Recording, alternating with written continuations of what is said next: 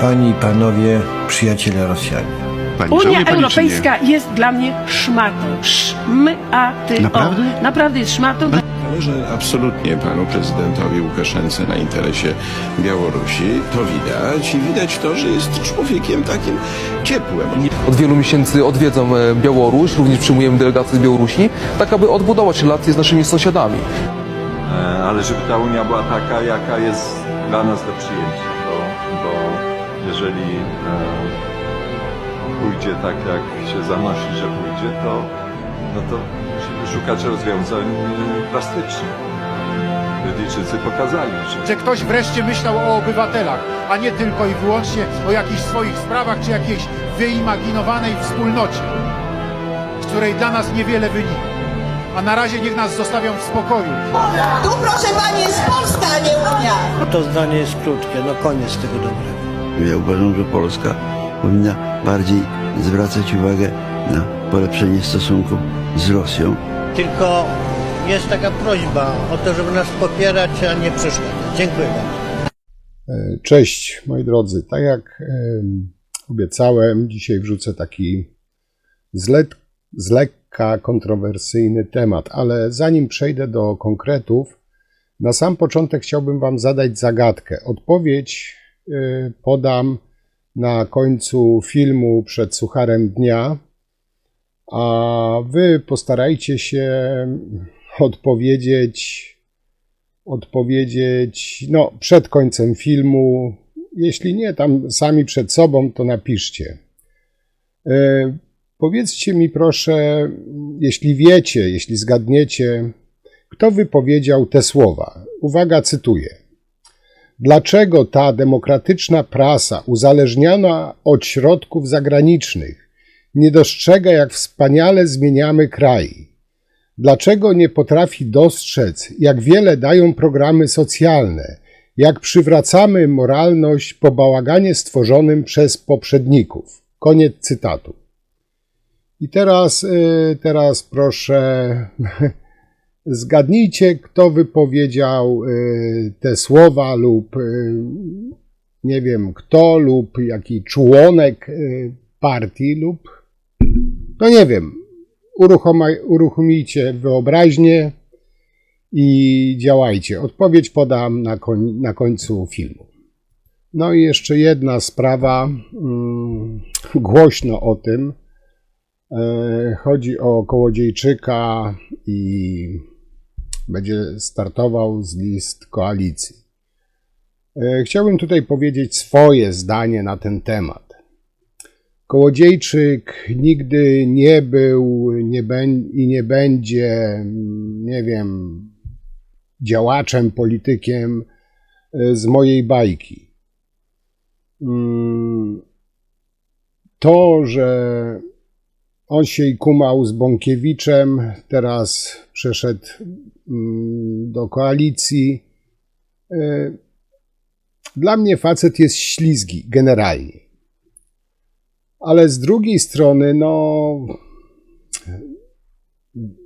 wiem, że w polityce liczą się głosy, tak zwane szabelki.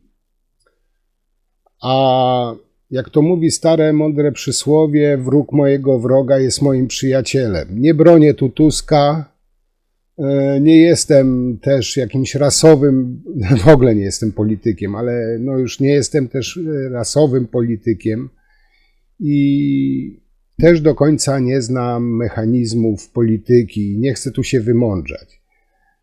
Dla mnie jest ważne to, że jest dodatkowa, tak przysłowiowa szabelka do dania po łbie PiS-owi.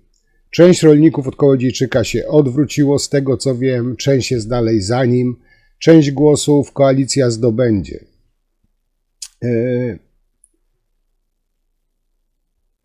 Powiem tak, dla mnie to jest, nie wiem, to jest czysta gra polityczna i tego transferu Kołodziejczyka do koalicji, tak, powiem wam, średnio jestem zadowolony, ale wiem, że każdy głos się liczy, tutaj chodzi o zwycięstwo i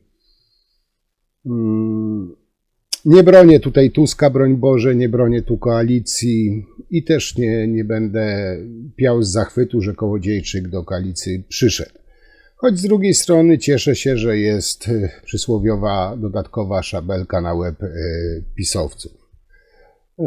I uważam, że to tyle. Pisowcy wiem, pisowcy tam krzyczą, że zdrajca, już nawet komuchem jest Kołodziejczyk, ruskim szpiegiem, czy tam cholera wie kim, ale to jest normalne, bo gdyby z list PiS-u występował, to byłby super rolnikiem, super człowiekiem, super patriotą, a że z koalicji to jest najgorszy. Tam jeszcze też z list koalicji jest Wołoszański.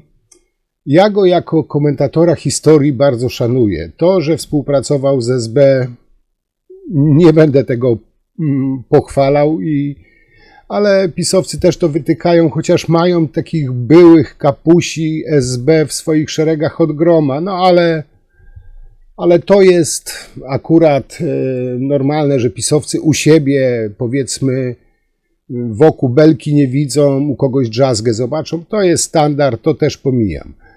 I tutaj nie będę się na ten temat dalej rozwodził, bynajmniej na razie, bo zobaczymy, jak to się rozwinie.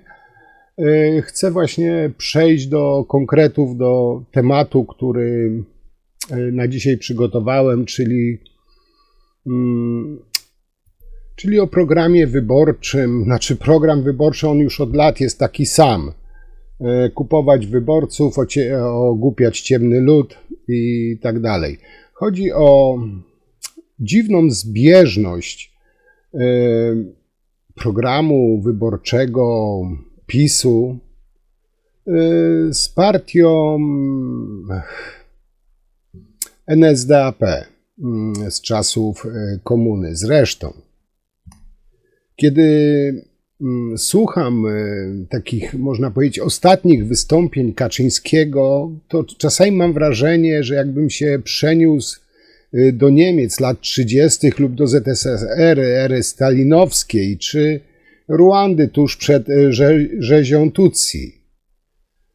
Dla mnie to tak wygląda. No, można powiedzieć, dobrnęliśmy do ściany i ten system generalnie trzeba zakończyć. I powiem wam, że choćby PO jedynym programem wyborczym, jakie by miało, to odsunąć PiS od władzy, to pod tym programem podpiszę się 2 rękoma. Bo pisowcy są jak Hunowie. Oni Polskę wzięli w jasyr jako zakładnika. A ich brutalna polityka, brudna kampania, którą rozpoczęli, jest po prostu momentami odrażająca. I tutaj tam wplotę kilka słów na temat tej kampanii, ale głównie chodzi o program pisowski. Na tępą pisowską propagandę prawie 3 miliardy złotych. To tyle, ile w ciągu 5 lat przeznaczyliście na czyste powietrze. Na kancelarię premiera ponad 1,5 miliarda złotych. 2 razy więcej niż w obecnym roku i 12-krotnie więcej niż za rządów Tuska. Naprawdę wiemy o tym, robimy to i zważcie Państwo jedną rzecz. Mamy możliwości. Mamy możliwości, bo opanowaliśmy jeden straszliwy mechanizm, który Polskę niszczył przez poprzednich wiele lat. Mechanizm okradania Polski na gigantyczną skalę. Budżet państwa zakłada dochody na poziomie 604 miliardów złotych, wydatki na poziomie 672 miliardów, a deficyt nie przekraczający 68 miliardów. I nie zakłada dodatkowych wydatków na poziomie 422 miliardów złotych. Wyobraźcie sobie teraz menedżera firmy, który wyprowadza na lewo, na zeszyt, poza kwitami, poza fakturami, z firmowej kasy 420 miliardów złotych, tak jak oni to zrobili. Tak źle skonstruowanego budżetu i tak ryzykownego ja w ciągu ostatnich 30 lat w Polsce nie widziałem. Zobaczymy, jak to będzie wyglądało. Bo jak wybuchnie panika, to rzeczywiście może być pod tym względem, szanowni państwo, gorzej.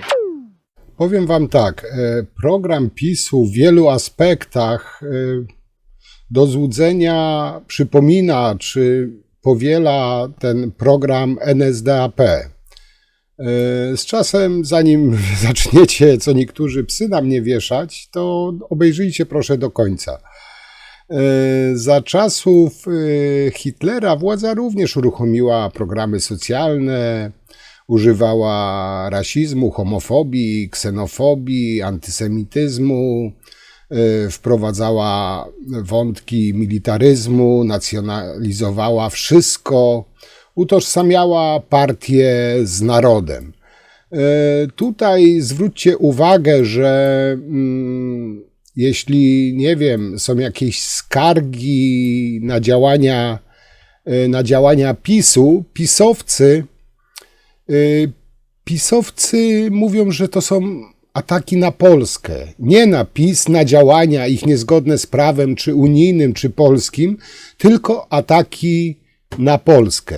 Ale to nie wszystko. I teraz tak, moi drodzy, pokrótce. Szeroko zakrojone programy socjalne. Jedna i druga partia bardzo to propaguje. Rasizm może nie dosłownie, ale homofobia, ksenofobia, antysemityzm już bardziej. Fanatyczny antykomunizm. Jedna i druga partia. Kult rodziny wielodzietności.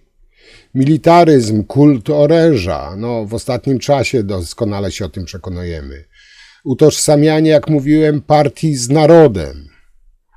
Uznawanie przeciwników politycznych za wrogów narodu. No, to jest chyba powszechnie znane przy tej naszej dzisiejszej partii. Ale ja tu mówię, że to są takie same teksty jak jedna i druga partia. Szukanie poparcia głównie proletariatu i niższej klasy średniej. Uznawanie odmiennych poglądów za przejaw zdrady. Brzmi znajomo, prawda? Wszechobecna, nachalna propaganda. Czyż to też nie brzmi bardzo znajomo?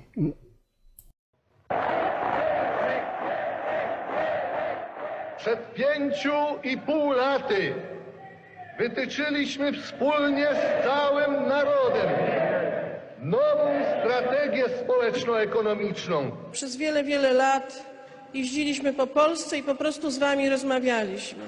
I ten program rządu Prawa i Sprawiedliwości, który w tej chwili nasz rząd realizuje, to jest program napisany przez was, przez Polki i Polaków. Opieramy się na woli milionów. Przekuwamy ją w program realizowany wysiłkiem klasy robotniczej, chłopów i inteligentów polskich. To był rok ciężkiej pracy, nie ukrywamy tego i wiedzieliśmy też, że nie będzie łatwo, że jeżeli chcemy spełnić te wszystkie zobowiązania, które podjęliśmy, to musimy wykazać się determinacją. Musimy usuwać przeszkody i rozwiązać wiele złożonych spraw. Potrzebna jest wam zwykła, normalna stabilizacja. Ta zwykła normalność, która bardzo często przejawiała się, ten zwrot na naszych spotkaniach. Nadrzędny cel tej strategii to przyspieszanie rozwoju Polski oraz polepszanie materialnych i kulturalnych warunków życia ludzi pracy. W ciągu 12 miesięcy zrealizowaliśmy projekty, o których mówiłam w czasie swojego exposé rok temu. W krótkim czasie Polska stała się silniejsza, a Polakom zaczęło żyć się lepiej. I jest to fakt niepodważalny, którego nie kwestionuje nikt, nawet nasi wrogowie. Moi drodzy, i tak, żebyście mieli porównanie. Za chwilę wam zamieszczę program NSDAP, oryginalny program NSDAP. historycy zajmujący się II wojną światową opublikowali właśnie ten program wyborczy Narodowo-Socjalistycznej Niemieckiej Partii Robotników, czyli w skrócie NSDAP. Ten pełen program nazistów zamieścili na portalu historycznym Vaterland.pl. I teraz chciałbym Wam właśnie przedstawić ten program w formie pisanej, bo nie będę go czytał. Sobie będziecie mieli ochotę, przeczytacie. Potem przejdziemy do przeanalizowania kilku punktów właśnie z tego programu NSDAP i programu pisowskiego. Ale dlatego chcę najpierw wrzucić ten program, żeby nie było, że nie wiem, sobie coś wymyśliłem, coś dopisałem. No, chciałbym, żeby to było w miarę przejrzyste. Także przeczytajcie sobie ten program, bo być może większość z Was go zna, czytała, być może część nie. Ale żeby to miało wszystko ręce i nogi, dlatego Wam teraz ten program tutaj wrzucę, a potem przejdziemy do porównania programu NSDAP i programu PiS. Absolutnie panu prezydentowi Łukaszence na interesie Białorusi to widać i widać to, że jest człowiekiem takim ciepłym. Nie było z pana strony sugestii, panie prezydencie, ale może więźniowie polityczni to nie jest dobry standard. Może prześladowanie opozycji to nie jest dobry standard. Politycznych nie ma. Nie ma w tej chwili więźniów politycznych. Byli i nie ma, wie pan, to nie ma tematu. Ja nie powiedziałem, że to jest ciepły polityk, tylko że nasza rozmowa była sympatyczna i miła, bo taka po prostu była. Natomiast dotykała wielu problemów ważnych, istotnych dla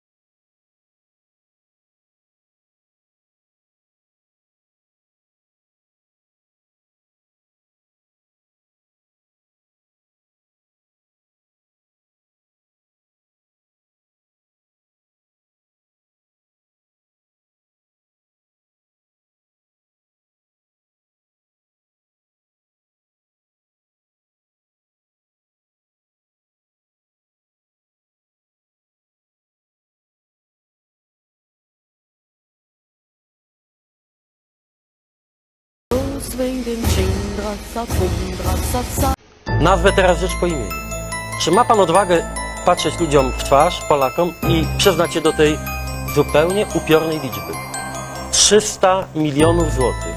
300 milionów złotych wydamy w przyszłym roku decyzją PiS-u na 2 kancelarie, prezydenta i premiera, 2 braci. 300 milionów złotych.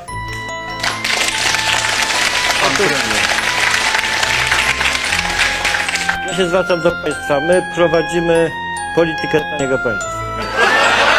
My prowadzimy politykę, która spowoduje, że w przyszłym roku będziemy płacili o 31 miliardów złotych mniej podatków. I teraz tak, moi drodzy. Co tutaj jest ciekawe, wczytując się w program NSDAP i po zestawieniu programu wyborczego partii Hitlera z programami wyborczymi, nazwałbym narodowych socjalistów Kaczyńskiego z lat 2005, 2007, 2011, 2015 i 2019 oraz roku bieżącego, odnajdujemy niemalże bliźniaczo podobne punkty. I teraz tak, moi drodzy, jedną wyraźną różnicą jest brak punktu dotyczących Żydów. To trzeba przyznać, za to w programie PiS z 2005 roku oraz w wypowiedziach polityków tej partii pojawia się podobne podejście do tak zwanego gorszego sortu czy resortowych dzieci, o czym pewnie doskonale pamiętacie. I tutaj analizując postulaty narodowych socjalistów z Niemiec, punkt od 11 do 25, łatwo odnaleźć można postulaty i rozwiązania, jakie następnie wprowadzili narodowi socjaliści z PiS. I szczególnie widać to w punktach dotyczących nacjonalizacji i podziałów zysków w wielkich przedsiębiorstwach. Punkty 13 i 14, również punkty dotyczące programów socjalnych i ubezpieczeń. 15 punkt brzmi, można powiedzieć, dziwnie znajomo. W punkcie 16 narodowi socjaliści Hitlera domagają się komunalizacji wszelkich domów handlowych. Co do złudzenia przypomina walkę narodowych socjalistów z PiS z galeriami handlowymi, program z 2015 roku. W tym samym punkcie naziści i program PiS-u z 2005 roku postulują o łatwy dostęp do kapitału zewnętrznego. W NSDAP mowa wprost o niskoprocentowych pożyczkach. W punkcie 19 NSDAP mówi o zastąpieniu prawa rzymskiego, które służy światu kapitalistycznemu, powszechnym prawem niemieckim. Tu pamiętacie, że oni nie będą się z prawem międzynarodowym, unijnym liczyć, bo mają swoje prawo, prawda? Bardzo podobne. Podobnie politycy właśnie PiS chcą walczyć z kapitalizmem na rzecz ich państwa socjalistycznego, nazywanego w partii, to określenie znacie, solidarnościowy. Również postulaty dotyczące reformy szkolnictwa u narodowych socjalistów z Niemiec i PiS są bardzo podobne. Ponadto punkt 22 dotyczy armii. Jest taki sam w przypadku postulatów NSDAP i PiS. Natomiast punkt 23 NSDAP dotyczący mediów narodowych. Zestawiając go z postulatami PiS dotyczących mediów narodowych, trudno znaleźć jakiekolwiek większe różnice w tym punkcie. I moi drodzy, punkt 24. NSDAP, partia, opowiada się za chrześcijaństwem, ale nie narzuca tego wyzwania nikomu.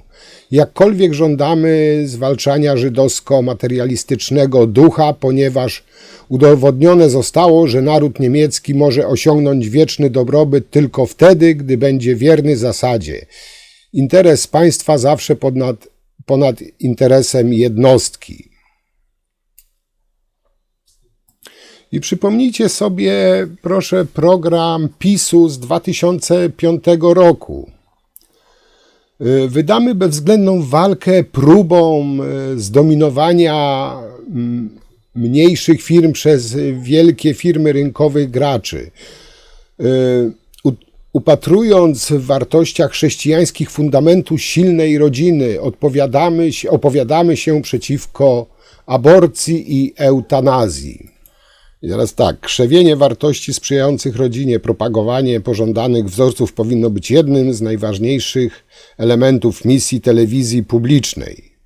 Opowiadamy się za zdecydowanym reagowaniem władz publicznych na przejawy naruszenia tego ładu moralnego. To był, moi drodzy, program PiS. I sami ocencie, porównując te punkty właśnie z wypowiedziami czy z programem partyjnym PiS. A teraz tak, co mnie skłoniło do poruszenia tego tematu i porównania tego? Ano, skłonił mnie jeden jegomość, a dokładnie pisowski senator Jacek Bogucki. Skłonił mnie do tego, może dlatego, że postanowiłem, nie wiem, zrobić materiał w języku pisowskim, bo oni tak bardzo uwielbiają porównywać Tuska do Niemca i tak dalej. No te teksty znamy też, jak tam gdzieś na tym spędzie pisowskim jakiś nawiedzony dziadek określił Tuska jako nazistę, Tarczyński tylko rechotał głupio. No, język polityki no, zszedł na psy. A odnośnie tego całego senatora, ten cały, pożal się Boże, senator publicznie, bo ja rozumiem jakiegoś tam nawiedzonego dziadka, który ogląda non-stop TVP i tam, znaczy rozumie, nie rozumie, ale porównuje Tuska do nazisty. Ale senator, polityk, reprezentant kraju, gdy porównuje swojego rodaka do Hitlera, no to już chyba troszeczkę jest nie halo, prawda?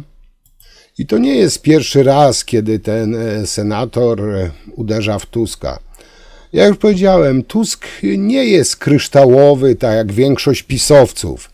Ma swoje za uszami, ale porównywać kogoś, wprowadzać taki język i to jeszcze przez polityka, no to już troszeczkę to schodzi za daleko, więc czemu ja miałbym tego nie zrobić i każdy inny i porównać Kaczyńskiego do hitlerowca? Czemu nie? Skoro senator może, to i zwykły obywatel może. Bogucki zresztą kolejny raz uderza w niewybredny sposób w Tuska. Wcześniej nazwał go politykiem z hitlerowską twarzą. Teraz zestawia zdjęcie Tuska z wizerunkiem Hitlera, pisząc o rzekomych podobieństwach. To jest właśnie język polityki pisowskiej. Więc skoro jedni mogą, to i drudzy mogą. Przykład idzie z góry, prawda? Też można porównać Kaczyńskiego do Hitlera. Czemu nie? Ale to nie o to chodzi. Tutaj mi chodziło głównie o program i co mnie do tego zainspirowało. I tak już na koniec, bo nie będę przedłużał, powiem wam tak. Ktoś mądry powiedział, że tu nie chodzi o to, że ci na górze kłamią. Ale najgorsze jest to, że ci na dole w to wszystko ślepo wierzą i to wszystko powielają. Zwróćcie uwagę, że oni na górze narzucają, że tak powiem, rytm tego, co się potem dzieje między Polakami. Zwróćcie uwagę, że Polacy między sobą nie byli tak skłóceni, nie byli tak zawistni. PiS skłócił całe rodziny, przyjaciół, znajomych. Teraz jest język, w polityce jest język brutalny i robi się, można powiedzieć, coraz brutalniejszy. I żeby utrzymać się przy korycie, to oni powiedzą wszystko, oskarżą każdego o wszystko. Byle tylko utrzymać się przy korycie. Tu się nie liczy ten człowiek na dole. Tu się liczy kasa, a tu się liczy stanowisko. I dopóki taki będzie język polityki, zawsze znajdzie się ktoś, kto przekroczy w końcu jakieś pewne granice. Jak dla mnie, każdy ma prawo do własnego wyboru, do popierania tego czy innego kandydata. I w cywilizowanym świecie powinno być tak, że powinno się szanować nawzajem swoje wybory. Jednemu odpowiada Kaczyński, drugiemu odpowiada Tusk, trzeciemu odpowiada, nie wiem, Hołownia. Tylko że przez te 8 lat doszło do tego, że jeśli ktoś myśli inaczej niż, nie wiem, zwolennik PiS-u, to jest wrogiem narodu, to jest Niemcem, to jest Ruskiem, to jest zdrajcą, no jest każdym najgorszym, bo nie myśli i nie wierzy ślepo PiS-owi. Nie wiem, jeśli ktoś popiera Tuska, no to popiera Tuska, ktoś Kaczyńskiego, to Kaczyńskiego. Po to nasi przodkowie walczyli o tą wolną Polskę, żebyśmy mieli wolny wybór, żebyśmy nie rzucali się do gardeł, bo komuś się nie podoba to, że ktoś głosuje na Tuska, a ktoś głosuje na Kaczyńskiego. I nawet wśród widzów tego kanału są osoby, które nienawidzą, nie cierpią Tuska, ale są osoby, które nienawidzą Kaczyńskiego. I to nie znaczy, że jedna osoba jest gorsza od drugiej. No według mnie, bo każdy, tak powiedziałem, ma prawo do własnego zdania. I tak powinno być. No powinniśmy, nie wiem, no przynajmniej my na dole, jako Polacy się szanować, a nie dawać paliwa tym na górze, bo oni tak naprawdę mają nas w dupie z jednej czy z drugiej strony. Dla nich się liczy, tak powiedziałam, tylko władza i kasa, a tych maluczkich to mają w głębokim poważaniu. Takie jest moje zdanie. Okej, nie przedłużam. Na koniec, tak obiecałem jeszcze rozwiązanie tej całej zagadki, którą zadałem wam na początku tego materiału. I jestem cholernie ciekaw, ilu z was zgadło, a ilu było w błędzie. Otóż, moi drodzy, tak, te słowa nie powiedział nikt z PiS, nikt z telewizji pisowskiej. Te słowa wypowiedział Józef Goebbels 7 lutego 1934 roku. I dla przypomnienia, powtórzę wam to, co powiedział Goebbels i sami pomyślcie, czy to nie jest łudzące do tego, co dzisiaj mówi pisowska telewizja, czy przedstawiciele partii PiS. Jeszcze raz zacytuję, pozwólcie. Dlaczego ta demokratyczna prasa uzależniona od środków zagranicznych nie dostrzega, jak wspaniale zmieniamy kraj? Dlaczego nie potrafi dostrzec, jak wiele dają programy socjalne, jak przywracamy moralność po bałaganie stworzonym przez poprzedników? Józef Goebbels, 7 luty, 34. Także na dzisiaj to tyle. Przepraszam, że taki długi wyszedł, no ale chciałem ten temat zamknąć. Oczywiście piszcie, jak zawsze, wasze zdanie, zawsze mnie ciekawi, zawsze czytam. Być może się ja mylę, być może ja mam złe skojarzenia. Ciekaw jestem waszych skojarzeń. Na dzisiaj tyle. Dzięki i jak zawsze zapraszam do kolejnego materiału. A na dzisiaj to tyle. Cześć.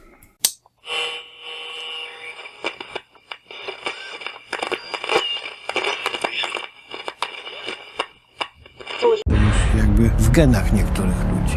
No, tego najgorszego sortu. Jesteście kanaliami. Śląsk jest takim miejscem, gdzie natężenie tych negatywnych zjawisk, natężenie patologii jest rzeczywiście bardzo wysokie. Kobieta też musi dojrzeć do tego, żeby być dobrą matką, ale no jak do 25 roku daje szyję. Cała Polska z was się śmieje. 8 lat rządzą złodzieje, nikt się w Polsce już nie śmieje.